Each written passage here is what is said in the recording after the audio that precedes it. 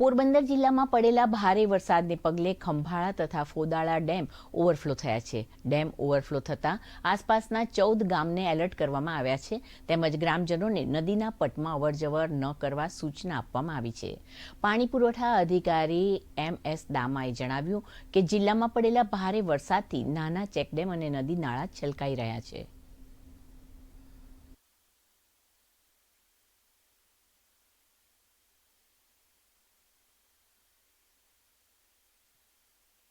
Ranavav તાલુકાનો Khambhala dam Khambhala ગામ પાસે તોરણિયા નદી પર આવેલ છે.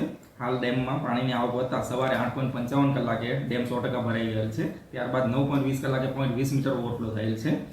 ઉપર વરસાદ વધતા 11 કલાકે 0.30 મીટર ઓવરફ્લો થવા પામેલ છે અને હજુ પણ વરસાદ વધેલ છે, જેના લીધે અત્યારે 12 કલાકે 0.45 મીટર ઓવરફ્લો ચાલુ છે.